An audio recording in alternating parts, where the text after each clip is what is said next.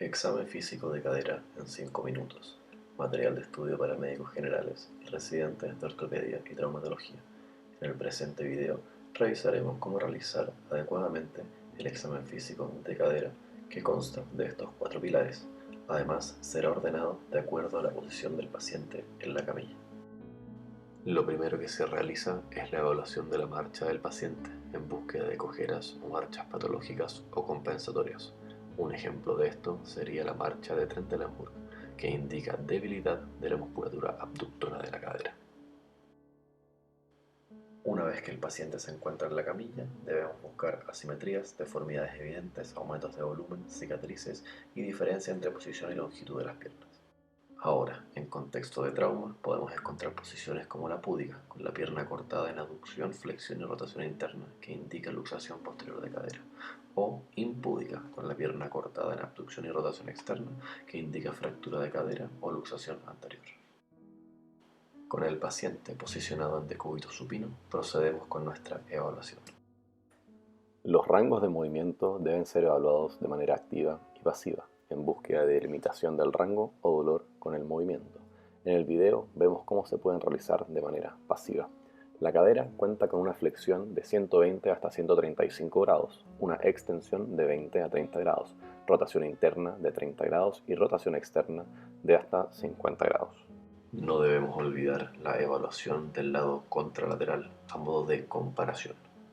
La cadera también realiza movimientos de aducción de 20 a 30 grados y de abducción de 40 hasta 50 grados. La presencia de alteraciones en el examen nos hace sospechar de diferentes patologías. En cuanto a las pruebas específicas por patología, tenemos el FADIR, de sus siglas en inglés Flexion, Adduction, Internal Rotation. Se realiza con flexión de cadera en 90 grados y luego se reproduce la aducción y rotación interna de la misma. Es positivo si genera dolor en la ingle o en la zona de la cadera.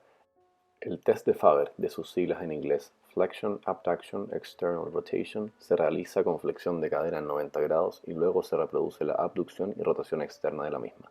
Es positivo para sacroileitis si genera dolor en la zona lumbosacra y para lesión interarticular de cadera si el dolor es a nivel de la ingle. El leg roll test se realiza con el paciente en decúbito supino mediante movimientos de rotación interna y externa, rodando la pierna en extensión.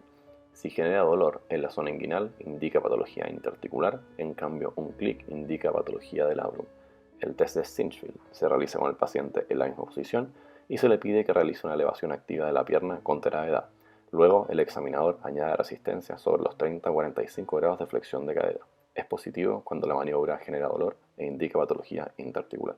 El test de Thomas sirve para evaluar la contractura a nivel del iliosoas. Se realiza con el paciente en decúbito supino al borde de la camilla, con ambas rodillas en el pecho, mientras el examinador fija la pelvis. Se le pide al paciente que extienda la pierna afectada y se considera positivo si es incapaz de realizar la extensión completa de la pierna. Procedemos a la evaluación del paciente en decúbito lateral. En la palpación debemos buscar estructuras anatómicas, como el trocánter mayor, en el que puede generarse dolor en caso de bursitis trocantérica o tendinitis de los glúteos medio o mínimo. Es importante también la palpación del trayecto de la banda iliotibial.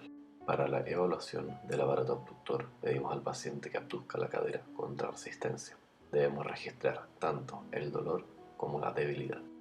También se puede realizar el test activo del piriformes pidiéndole al paciente que abduzca el rote externo contra resistencia. Para el síndrome de la banda iliotibial contamos con el overtest, en que se posiciona al paciente con la cadera afectada hacia superior, se realiza extensión y abducción con pelvis fija y luego un movimiento de aducción. Se considera positivo ante la imposibilidad de realizar esta acción. Por último, con el paciente en decúbito prono, debemos palpar las siguientes estructuras: el trocánter mayor, la espina ilíaca, la tuberosidad isquiática, la cresta ilíaca y además la búsqueda de contracturas a nivel de los isquiotibiales.